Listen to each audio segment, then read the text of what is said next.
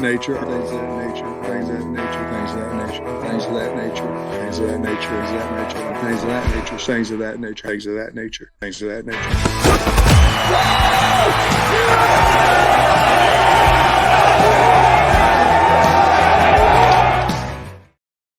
Happy Sunday, everybody. Welcome into the Pot of That Nature Postgame Accountability Session, where we review our must-haves, our pregame challenges issued, our pregame bold predictions, all in the aftermath of a Razorback football game. In this case, the aftermath is a 34-10 loss for the Razorbacks, homecoming to LSU. I'm Curtis Wilkerson. He's Andrew Ellis. We are with Inside Arkansas. Andrew, my man, your quick morning after thoughts on what we witnessed last night. Still sad, still disappointed, but life goes on. The sun came up, Curtis, and we're still here to do our jobs. And I don't know if I have any optimism. I don't know if I gained any optimism over the night, but I think I'm at least a little more clear-headed, and we can make this work. Yeah, I'm with you. I don't know if I have anything overly profound to say that's going to make people feel better. It's just one of those games, man. It feels like Arkansas has about one a year at home where they just kind of get their butts handed to them. And that's what happened last night. And it's not okay. So, I mean, for anyone who's frustrated about it, you should be. I am. It was just a massively big opportunity that was missed. They squandered it. And now they're kind of back with some questions that need to be answered. And we'll see if they do it. I know that's frustrating to a lot of people. But before the game, we had just a number of, just like must-haves, must-win position battles, just things that have to happen if Arkansas is going to win this game. So let's run it back real quick. I know we're going to talk a lot more in depth about these things in the report card that we'll do here shortly. But kind of the first positions that we were looking at, one, Arkansas's offensive line against LSU's defensive line. Doesn't feel like that went particularly well. It's the worst rushing performance of the season for the Razorbacks, to the point where, man, they had to abandon the run altogether. And you even had Brian Kelly after the game saying they couldn't run it on us. We made them one-dimensional. That stings a little bit. They made a change on the offensive line that turned out to be historically bad, at least according to PFF, with Marion Harris moving outside and Keyshawn Blackstock moving inside. First half, I thought they held up decently. Second half, buddy, it kind of collapsed in terms of the protection as well. And Taurean Green took 3 sacks there. I don't know. Not great. Yeah, not great. And you mentioned they held up pretty well, and they did. I thought in the first half, Arkansas, that was one of the things I was really pleased with what Arkansas was doing, was picking up pressure, because LSU was bringing 4 or 5 guys, and they had pressure coming from different areas. I thought Arkansas, like you said, held up well. I think they only allowed 1 or 2 quarterback hurries in the first half. Like almost all of LSU's pressures that are on PFF came in that second half, and obviously all 3 of their sacks did. In the run game, the first play of the game for Arkansas on offense was a 5-yard run. And I remember right then and there, you're kind of like, okay, now they can get going. That'll just be something we see a lot of. But LSU was able to kind of get in the backfield, hit them. I mean, I don't know how many of Arkansas's rushing attempts, or at least designed rushing attempts, I should say, were either stuffed at the line of scrimmage or were a minimal 1-2 yard gain. They were maybe just a little 5-yard run here and there, but yeah, not much push in the run game at all, which I don't think anybody really saw coming, including LSU fans, because that's kind of the one thing LSU's been pretty consistent with, is it's not exactly hard to run the ball on them. Teams that seem to move the ball at will. Curtis, it's crazy that we felt like this game was going to be determined in the red zone. We felt like both teams would be able to move the ball 20-20 with ease. We were wrong about that. Arkansas was just not able to get those easy yards. And you look on the other side of the field, and it felt like LSU had 8 yards at any point whenever they wanted, whether it was a quick throw, whether it was even just in the run game, getting things established. It felt like they were able to get started easily. And it felt like every yard Arkansas got pretty much came through Taurean Green having to make good throws and good decisions, which actually he made a lot of. But yeah, it just wasn't enough. Arkansas was never able to get easy yards. And in a game against a team like LSU, it's just not a sustainable formula. Yeah, for sure. This offense is it's on the struggle bus, man. They can't score points, and you just got to do that to win football games. But for whatever reason, they seem to find out ways not to do that more often than not. Whether it's a missed field goal, or a turnover on downs, or a turnover period, or just stalling out after a drive is promising. Man, they've got to figure that out. And we're getting to the point in the season where you wonder if this is just going to be the identity of an offense that has potential but can't follow through. We also mentioned Arkansas's defensive backs against LSU's wide receivers. We knew Garrett Nussmeier was going to throw it. We knew that Arkansas's defensive backs were going to be, I think, challenged differently maybe than they have in other games this season. You know, I thought for the most part, Arkansas did a pretty good job of keeping everything in front of them. Like they didn't get burned on the home run plays. I don't guess any. I don't guess LSU had anything over the top really, which is good. I was a little bit frustrated with just the 8-10 yard cushion that Arkansas continuously gave. I would like to see them press a little bit more, jam LSU's receivers at the lines. They started mixing it in a little bit in the second half. I don't know, like it was okay, not bad. I mean, I think LSU won that battle, but it wasn't crazy. Marquise Robinson really struggled early. I thought he tightened up. He had the PI there. Jaheim Singletary, Nico Slaughter both kind of got picked on. Hudson Clark got picked on a little bit. They kept things in front of them, but the other thing is this was a game where, you know, Arkansas, I think, was pretty content on bending but not breaking. But there came a point in time where they really needed to make a play. And they had a handful of balls thrown by Garrett Nussmeier that, buddy, they could have made a play on, and they just weren't able to do it. Yeah, I think that's the frustrating part is that you like there were no flashes, no real notable plays that really took this LSU offense out of rhythm or really flipped the game in Arkansas's favor. And ultimately, Curtis, you know, I agree that the 8-10 yard cushion was clearly something early on that LSU identified and was able to just take advantage of. I mean, credit to them for, you know, we always say taking what the defense gives you. LSU did that all day long. And like you said, Arkansas adjusted there at times and made it a little bit tougher on them. But ultimately, 8 of 14 on third downs for LSU. And I thought that was a big deal in this game where it felt like anytime LSU was 3rd and 6 or whatever, they needed a throw, they got it. And they were able to get a one-on-one matchup. And their receivers were just better than Arkansas's defensive backs. I think, you know, I'd love to like make it more complex than that, but it felt like that was kind of what this came down to. And ultimately, Curtis, in terms of, you know, because I know there's a lot of frustration over the bend but don't break mentality that Arkansas had in this game. But I will say we kind of knew that was going to be the case coming in. I don't know if I would have said it was going to look exactly like it did in the first half, but, you know, conceptually, we thought that was coming. It just sucks because if everything else in this game had gone according to script, they probably could have gotten away with that. But with Arkansas not being able to run the ball, Arkansas not being able to get in the red zone at all, Arkansas not being able to slow down the run, which is a huge part of this too. I mean, if LSU, you know what, they finished with rushing 170 or something like that, if that's more closer to the 85, 90 they had against Ole Miss, Arkansas's bend but don't break mentality probably works out. I mean, Garrett Nussmeier did not throw a touchdown. They didn't break too much against the pass. And so it's kind of surprising the way it played out. And credit to LSU for committing to that run game when even you and I thought they probably shouldn't have, because I felt like it really gave them enough of a cushion to where it wasn't like, hey, because that was kind of our narrative coming in. Nussmeier was going to have to beat this Arkansas team. That was their only, if you could shut down Nussmeier, you shut down LSU. I think this LSU offense showed us they're a little bit more well-rounded than we maybe gave them credit for. And so credit to them. They kind of just adjusted to the scheme. And I felt like it's just one of those matchup things where you kind of tell early on this LSU offense knew how to move against Arkansas. And they had answers here and there, but weren't able to really generate any pressure hardly on Nussmeier. Throughout the game, it just felt like the pass rush got worse and worse. And ultimately, when you have a good quarterback and good receivers, it's really hard to consistently let them have those easy throws. Yeah, for sure, man. And it is crazy. I said it last night on our post-game show, but I mean, had you told me before the game that, you know, Nuss was going to go 22 of 33, okay, 224 yards, okay, that's about 100 yards less than he throws on average per game, and no touchdowns, I would have said, man, Arkansas is going to be in a spot here where they can win this game. And it turns out they get blown out. And that kind of goes into the other things that we had there. And you touched on them all. And man, we don't have to dive too deep into it. We can go through them quick. We mentioned the turnover battle. And the reason we did that is because Sam Pittman has been just overly emphatic about it. Hey, if we don't turn over the football or we're equal to our opponent in that department, we feel like we're going to be in a spot to win a lot of games. True. I agree. You turned it over 3 times. They didn't turn it over at all. Hint, you lose by 24 points. That's just kind of the way it is. You know, a drive starts promising. Rashad Dubinion gets a 12, 13-yard run. He fumbles it, and LSU gets a field goal. You're backed up deep in your own territory. You whiff on a block. Taurean Green 6'6". He throws it right into the hands of a defensive lineman running at him. It gets batted. 1 play, 1 yard touchdown. Next play for LSU. And then later on, I mean, the Satania fumble late in the game was inconsequential, but you don't want to see that. And then again, just opportunities you weren't able to take advantage of on the other end. The red zone. Well, Arkansas didn't get in it, and we'll get into that in just a second. And LSU, They never came up empty in the red zone, Curtis. You got to give it to them. That's right. And LSU's 5 for 5 down there. There you go.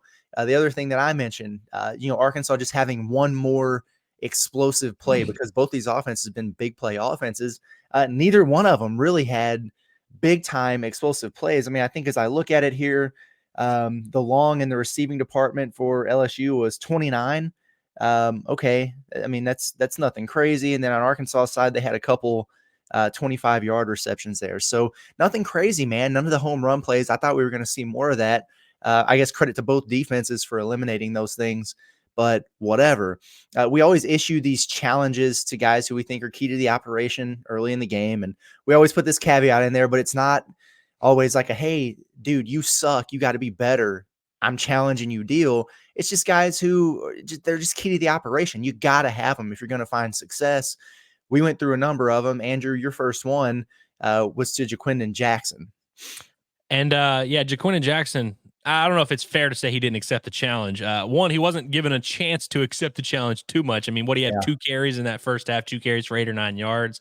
And obviously after just about every one of his carries, he was tapping the helmet or limping or something or trying to come out of the game. And yeah, just definitely not the performance I saw coming. And obviously an injury, and he's banged up. He has an ankle, as they say, played a role in that. But I definitely just thought that I definitely didn't think Arkansas was going to have only 18 rush attempts as a team.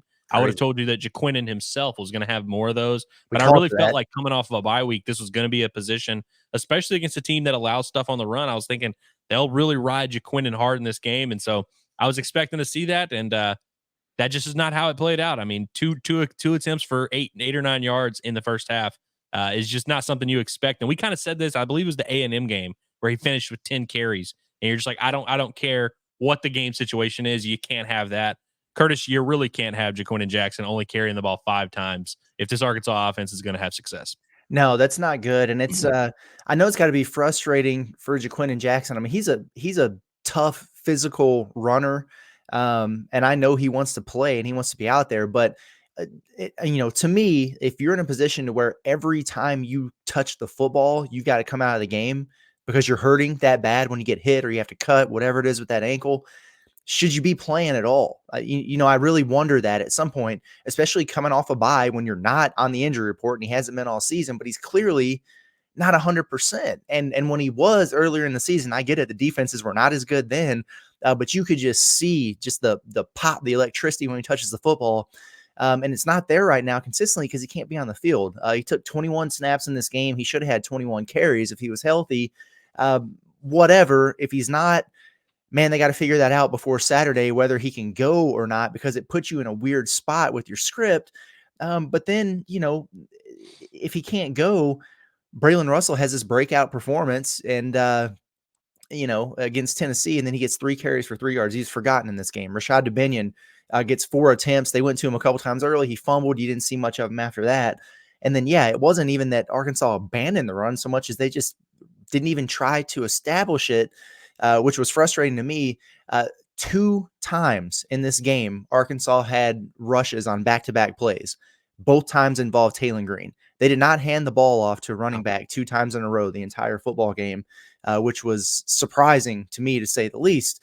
I challenged Arkansas's tackles on the offensive line. Carmona was actually okay. He graded out okay. The move to Harris from guard to the outside was not, buddy, it wasn't pretty. So he was the lowest graded player on Arkansas's offense, period. According to PFF, he had a 37.8 overall offensive grade. That's very bad.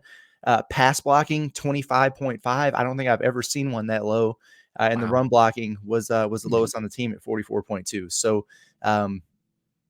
he had a hell of a time there. He was also going against, NFL defensive ends, but it's the SEC, man. And they've been doing this for 2 weeks. And it was, I don't want to say experiment failed big picture, but the first impression there was not the greatest. Well, and we'll see what this means for Patrick Kutas and his eventual return, which, apparently he was available in the game, even though he did not play, which we didn't expect him to play. But it does seem like his return is coming sooner than later. So we'll see if that shuffle around, if maybe that means Harris goes back to guard, or I know Kudus has played some tackle, but I know he was supposed to play left guard, and so we'll see what it looks like, or if Blackstock is still going to be a part of the mix. Who knows? But regardless, Arkansas has just really struggled to find 5 offensive linemen that can all play well together. There's always kind of one spot that troubles them, and right tackle continues to be that spot. Mm-hmm. Yeah, no doubt about it. We both threw challenges out to the secondary. I threw one out to Jaheim Singletary because we knew Jalen Braxton wasn't going to play. We felt pretty good about Marquise Robinson being able to hold his own, but you knew that those guys were going to be tested in this game by Garrett Nussmeier and those receivers, and we imagined Singletary was going to be the guy who started. What wasn't his best, I guess you could say. Let's see. I need to pull up the numbers here. It's not good when you have 2 of your challenges end up being the 2 lowest graded players on the team in Marion Harris and Jaheim Singletary, because I believe he was the worst graded defensive player on Arkansas's team yesterday. Yeah, you're right. As I look at it there, 44.3. If you just look at Arkansas's coverage grades, you've got to get through 8 different players before you reach a corner. And that's usually not a great thing because the corners are the guys who are primarily the coverage guys. But I'm told they're supposed to be good at coverage. That's ideally that's what you're looking for there. He was targeted 5 times. Singletary was. I thought it was more than that, but I guess not. Okay, there were some PIs in there that I'm sure didn't count as targets. Yeah, you're right about that. So 5 credited targets, 4 receptions, 42 yards. Whatever. Again, those guys didn't get burned with anything over the top too bad. Now, was he the one? Was it Singletary who did get flat out burned? Just tackled the guy in the end zone to avoid the. I believe it was. I think it was. It was him in the end zone. And honestly, if it was him, savvy play. Like you were beat, just make the tackle, take the penalty yards, and see if you can get a stop. He honestly almost timed it well. Yeah, he kind of swiped at the arm. He just was there about a second early, but this is a tough one for sure. And I think yours was to TJ Metcalf. Yeah, who TJ, by the way, according to PFF, was not targeted in coverage. Like he was not listed as the nearest defender in coverage once. His overall grade was 62.0, which may sound like it's not that high. That was one of the best on the team, which is kind of just speaks to how rough of a go it was for Arkansas. Weirdly enough, his run defense graded out pretty well, 68.4, but his tackling grade 28.5. And that was something against Tennessee that Arkansas, they only missed 3 tackles as a team. That number went up a little bit in this game. Not necessarily a banner performance for anybody on the defense. That would include 2-pick TJ, who I guess they only credited him with 1 missed tackle, but I guess he also only made 1 tackle. Which we see TJ Metcalf typically as one of those guys that's getting 7, 8, 9 tackles a game, which as a safety, we can argue about whether or not that's a good thing. But he has a little bit of just a quiet performance from TJ. And like you said, Nussmeier had opportunities there where it felt like, there was a few times where he's rolling out and just kind of throwing that ball up for grabs. So you would have liked to see one of Arkansas's top playmakers make a play there. So just a tough, it's Arkansas just kind of ignored our challenges today. Let's just say that. They just ignored the challenges. Yeah. What's going on here? You did challenge Luke Has, and at least we saw signs of life. Like he does have a drive.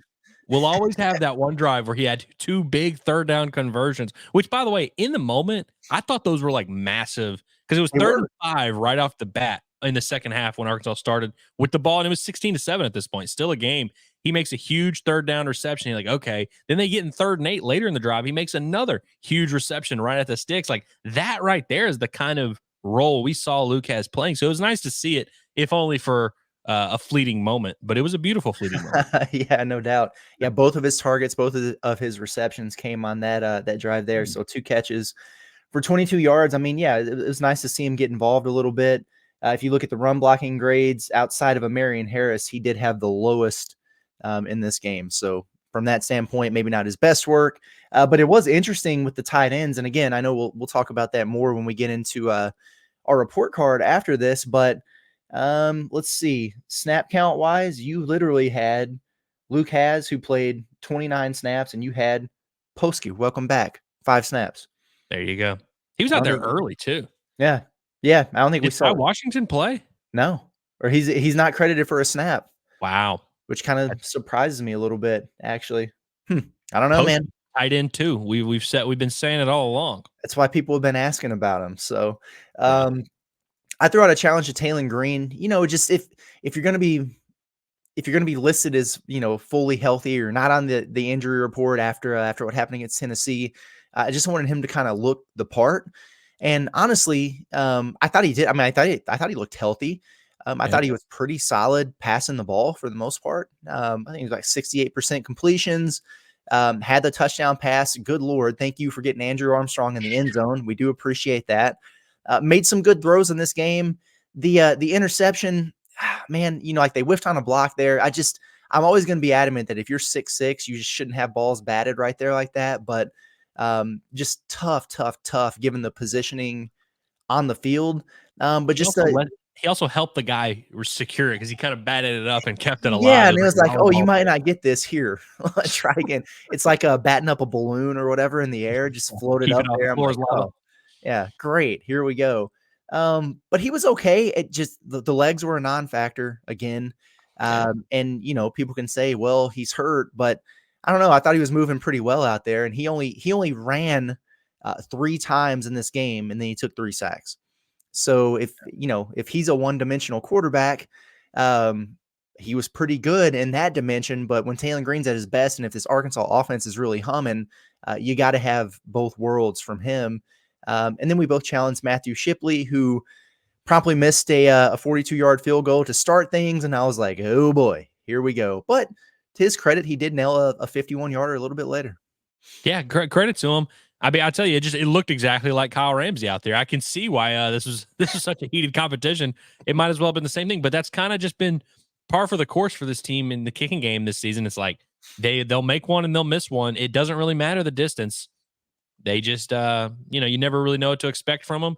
I was pleasantly surprised when that 51-yarder sailed through, which it looked like it would have been good from 60, but yeah, I don't have much to say. I would not say that Matthew Shipley has put the kicking competition to bed. No, we're going to be hearing about Vito again at some point here. Who's your boy, the freshman? You say his name better than me. Vondermeen. There we go. Yeah. Okay. Yeah. So we'll see if this thing opens back up. Hell, Arizona State's coach after the game was telling his fans, like, if you've ever kicked a football, please come find me. He's pulling the Mike Leach. So hopefully Arkansas doesn't get to that point. But our bold predictions, let's get into those real quick. And again, folks, if you're tuning into this, make sure you check out our post-game report card that's going to come out a little bit later on Sunday, because that's where we really get into the weeds. Right now, we're just holding ourselves accountable for the things we said pregame. Sometimes it's a tough pill to swallow, whatever. Well, I mean, Andrew, I guess you might be right about this. When you said your bold prediction, Arkansas will be perfect in the red zone, meaning they would, not come up empty-handed every time they got there. Joke's on you. They never got there, but technically you were right. Yeah, that is pretty insane. I think that's like the most stunning stat of the game, that Arkansas did not cross the 20-yard line once. Now, obviously, they had a 25-yard touchdown pass to Andrew Armstrong, which is cool. But also, yeah, I did not think it was going to be an issue for Arkansas to move 20-20, like I said. That tells the story right there of how this game just did not play out the way that we had drawn up and the way that we had envisioned. And it's not even like we thought Arkansas was going to dominate this game or anything. It's just there were certain things that kind of had to happen for Arkansas to have a chance. And not only did they not happen, they didn't even come close to happening. It's hard to go perfect in the red zone when you don't get to the red zone. Yeah, exactly. We've already kind of touched on Taurean Green and the lack of run game there from him. You had Taurean Green pegged for 75 rushing yards. And again, these are bold predictions, so we try to go a little bit excessive there. That didn't happen in this one. What was his final total? He had 6 attempts for -10 yards. The 3 of those were sacks. Only 85 yards off, Curtis. Yeah, exactly. His 3 actual rushing attempts were for 5, 7, and 2 yards. It just, it just wasn't a thing in this game for whatever reason. And LSU's linebackers, man, they're really athletic, especially Whit Weeks, who it was kind of the spy on Taurean Green. It seemed Castle, like, yeah. I mean, there was times where he tried to leave the pocket, and it was just like, nope, you're not getting out there to the edge, man. And credit to Whit Weeks, man, because you're right. He was the one guy who I thought all season has been the most impressive in terms of, Taurean Green is so like deceptively fast. It just feels like, it just looks like players are taking bad angles, and he always seems to get the edge every single time. It felt like he would get the edge, get the extra yards just with that stride. No, it was not happening in this one. And credit to Weeks for that. He's a hell of a player, man. On an LSU defense, it's got a lot of injuries right there at that level, and then had a guy go down at one point in the game. And you're thinking, man, maybe this is an opportunity where Arkansas can really get after it. And then Weeks just took over, man. He had the bat down interception play. He made another big play shortly after that. Then he had that sack of Taurean Green, who, boy, Arkansas gives up sacks on third down more than any team I've ever seen. It's unreal. But yeah, nothing on the ground. And so if you look at it now, I guess it would be in the last 3 games, Taurean Green has negative rushing yards total. That's tough, man. They gotta figure out some things there. We both were on the Arkansas sack train a little bit. Again, bold predictions. These were bold. Everyone. Because LSU, we knew coming into the game, had only given up 2 sacks all season. And my bold prediction was that Arkansas would get 2 in the game. And I'm trying to remember what you said. Did you say? I said that Arkansas would just have more sacks than LSU. That's right. Okay, yeah, that's right. Which, was very much a bold take, since LSU had the number 1 sacks allowed rate and the number 1 sack rate in the SEC. And it turned out they had a 3 sack advantage in this one. Yeah, exactly. And so I guess all 3 of those for LSU came in the second half. Am I right in thinking that? Yes, they did. All 3 did come in the second half. Yeah, so there you go. And then on the other end, there was a period of time there, I thought, maybe late in the first quarter through about halftime, where I was like, man, Arkansas is really kind of getting after Nussmeier. Like, they're not getting home, they're not getting the sack, but they're getting pressures. I was impressed with Landon Jackson in particular, who was credited with 4 pressures, a couple hits and a couple hurries. So like he was giving them hell there for a while, but like you mentioned at the top of the show, the longer the game went, the less effective that pass rush was, and they just really weren't able to get much going. A sackless adventure there for Arkansas, man. It's I guess whenever you play the same defensive lineman 70 snaps a game, they do tend to get worse throughout the game, I'm told. Yeah, that appears to be the case, no doubt about it. I do want to give a shout out to our guy Daniel Shee. He had a sack he had not a sack. He did not have a sack. No Arkansas Razorbacks had a sack, including Daniel Shee. But he had a tweet right around halftime, and he said there have been no sacks today by either team, but given the sack disparity coming into the game on both sides of the ball, LSU, and he listed it out. Arkansas was leading 6-1 in QB hurries at the time of this tweet, which is 8:05 p.m. And so like you said, we've been saying that, like, you felt good about Arkansas's pass rush early. It looked like this was a golden bold prediction. And then none of those hurries turned into sacks, and then they just stopped being a thing. And LSU obviously got their pass rush going. And so that kind of tells the story of the game, where first half Arkansas was pushing, had a chance, never really got through. And then, the dam broke eventually for the offensive line. Yeah, tough stuff, man. I had a couple other bold predictions. I had Jaquindon Jackson for a 100-yard rushing game. And Buddy, after his first carry, I was thinking, hey, here we go. And then it just felt like LSU had what was a pretty long, sustained drive. I think they had a 14-play drive. And then Dubinion comes out with the backs with the offense for the next drive. He fumbles. And I tweeted out, because I was serious. It's like, did Jaquindon get banged up, or did I miss something? Because I just didn't understand why after such a long drive, he wouldn't be back out there with the ones. Because I didn't notice him limping off or whatever after that first carry in the first series.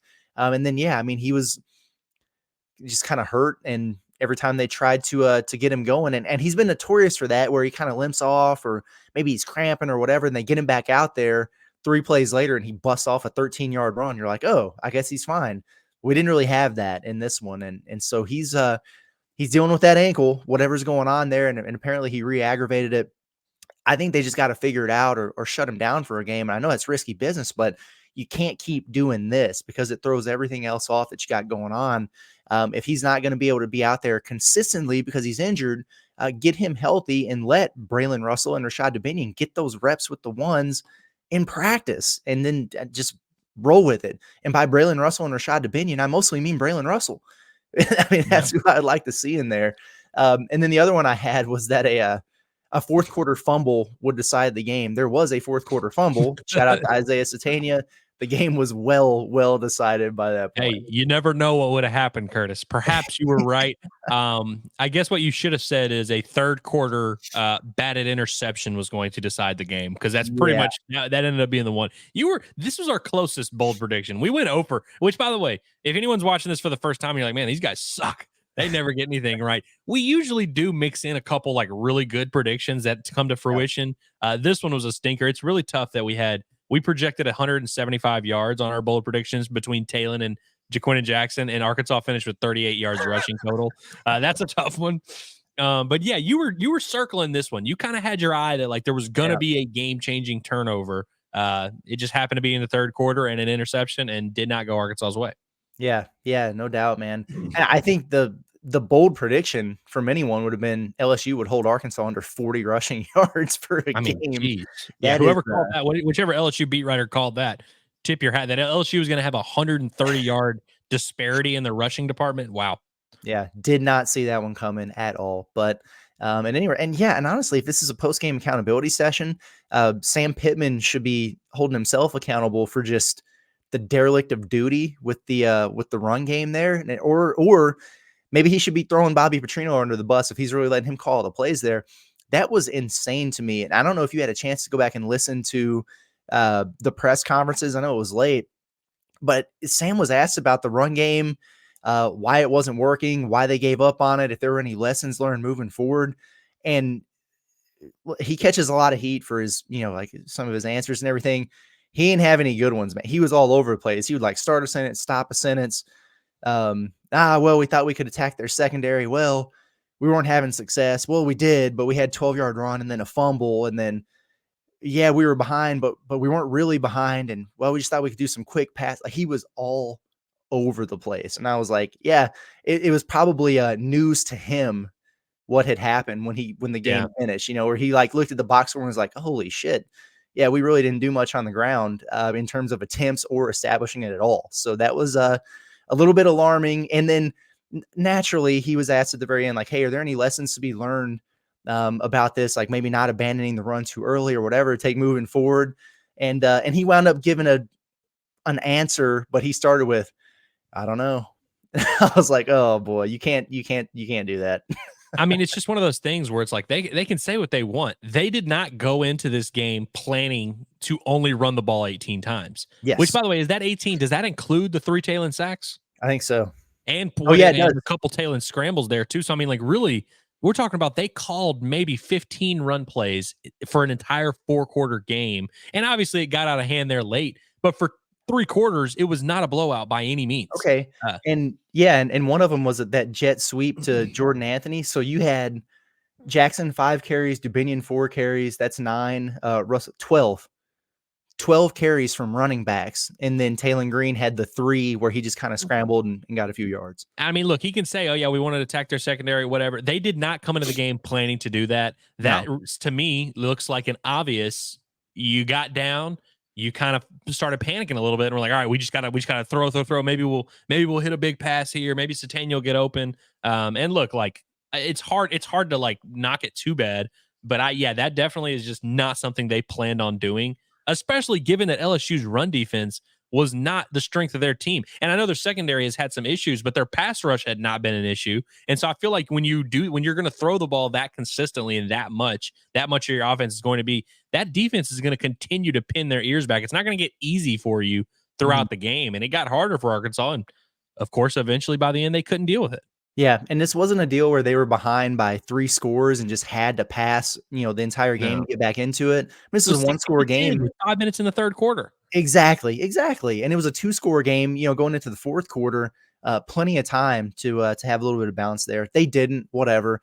But I think we're done here because I know we got more to talk about in this report card.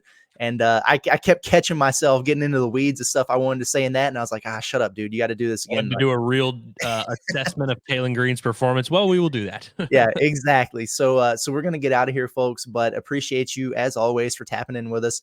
Make sure you get subscribed, YouTube channel, Inside Arkansas. Follow us on all your podcast feeds, Pod of That Nature, Apple, Spotify, you name it. We're there. And check out the written content, InsideArkansas.com. Got plenty going on over there. We're going to get out of here, and then we'll be back with the report card shortly. For Andrew Ellis, been Curtis Wilkerson with Inside Arkansas on the pod that nature. We'll catch you guys again in a few minutes. See you then.